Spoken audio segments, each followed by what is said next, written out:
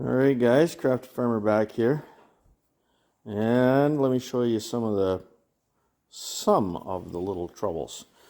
Not necessarily the bulk of it, but very likely where we're gonna first find some solutions. One, we know that this little guy here has been, I don't know, exposed, and maybe some piece of slag fell down during welding or whatever, but that arced out there. Then take a look at all these wires. Yeah, they are so old and brittle. You know, all the insulation on almost all of them is broken. You know, this thing is ripe for a friggin' fire. That's what it's for. So, I don't know if this potentiometer had been changed at one point in the past. Looks like it's out of place from these other guys. But I think what's in store is a friggin' pretty solid rewiring job. Like when we go into the cabinet here on the other side, you know, obviously some of the terminals have seen some moisture. This is unplugged, by the way, so but look at the number of breaks there in that insulation, and they're pretty awful. You like, look, there's no breaks there. If you crunch and it's done.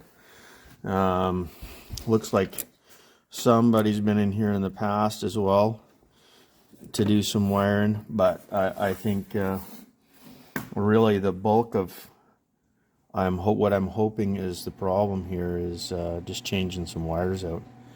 So I've got to go and document where everything goes. Looks like some of them are well marked, 88, you know, 54, 90, 144 to 172. The wiring is fairly well marked out, and it's got the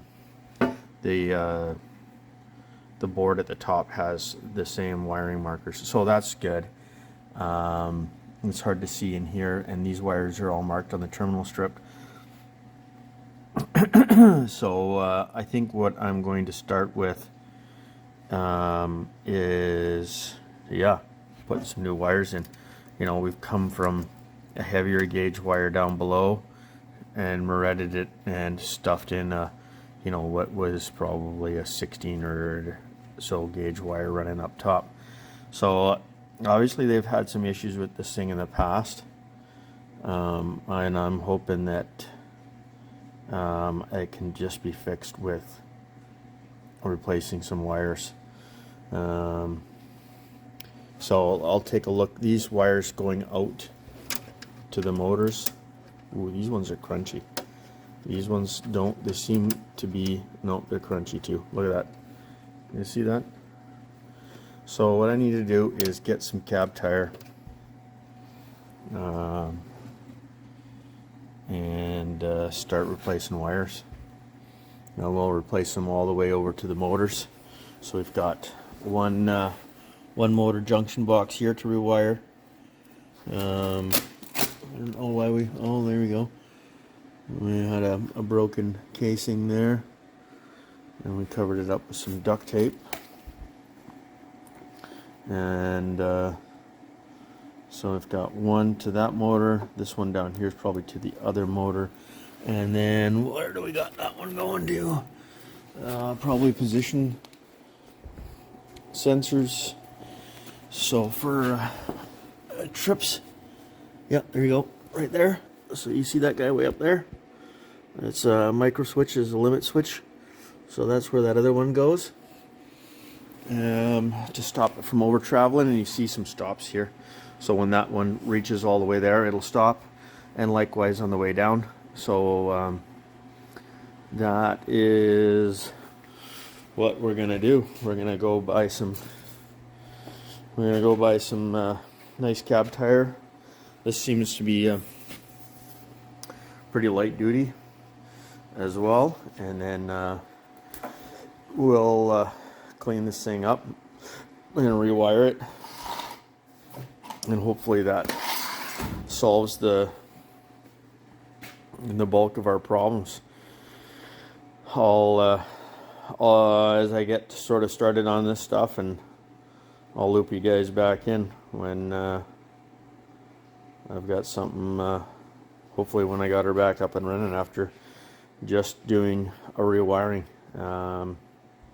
It's going to be, the challenge is going to be making sure that everything is traced to where it's supposed to go before,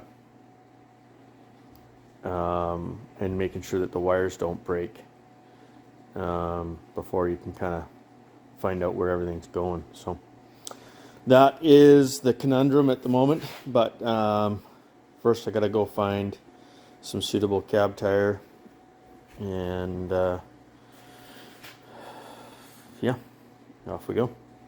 So yeah, if you want to see some more on how this thing goes, I'm sure, you know, over the years this thing has seen its fair share of arcs and sparks and a shit ton of heat, and that's where the wiring is coming in. So getting crispy. All right, guys. Please remember to like, comment, and subscribe. Cheers.